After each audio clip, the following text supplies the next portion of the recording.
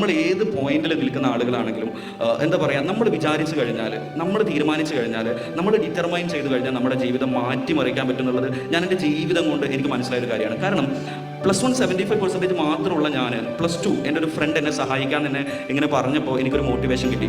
ആ ഒരു മോട്ടിവേഷൻ വെച്ച് ഞാൻ പഠിക്കാൻ തുടങ്ങി. +2 ഞാൻ സ്കൂളിൽ പോകാൻ പറ്റിയില്ല, ചില സാഹചര്യങ്ങൾ കൊണ്ട്. ഒരു +2 I got almost 90% without going school, tuition, nothing. Okay, പക്ഷേ ബിക്കോസ് ഞാൻ പഠിക്കാൻ തയ്യാറായി എന്നുള്ളതാണ്. പക്ഷേ എന്നിട്ടും ഞാൻ എൻട്രൻസ് കോച്ചിങ്ങിന് ഞാൻ പോയത് ഞാൻ തന്നെ പണിയെടുത്തുണ്ടാക്കിയ ഒരു 10,000-20,000 രൂപ ഉണ്ടായിരുന്നു. അത് വെച്ചിട്ടാണ്. പക്ഷേ കുറച്ച് എൻ്റെ അവസ്ഥ കണ്ടിട്ട് എൻ്റെ കോച്ചിങ് സെൻറ്ററിലെ സാറ് എന്നെ ഫ്രീ ആയി പഠിപ്പിച്ചു.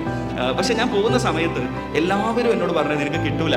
കാരണം 10ാം ക്ലാസ് ഫുൾ A+ അല്ല, +2 98 to 99 ഉള്ളവരെ കിട്ടാത്ത സാധനമാണ് MBBS അല്ലെങ്കിൽ മെഡിക്കൽ എൻട്രൻസ് എന്നാണ് എന്നോട് പറഞ്ഞിട്ടുണ്ടായിരുന്നത്. ബട്ട് ഞാൻ പഠിച്ച കോച്ചിങ് സെൻറ്ററിലെ അവിടെ റിപ്പീറ്റേഴ്സ് ഭയങ്കര പെർസെൻറ്റേജ് മാർക്കുള്ളവരൊക്കെ ഉണ്ടായിരുന്നു. പക്ഷേ ഞാൻ പഠിച്ചത് കോഴിക്കോട് ഒരു സെൻറ്ററിലായിരുന്നു.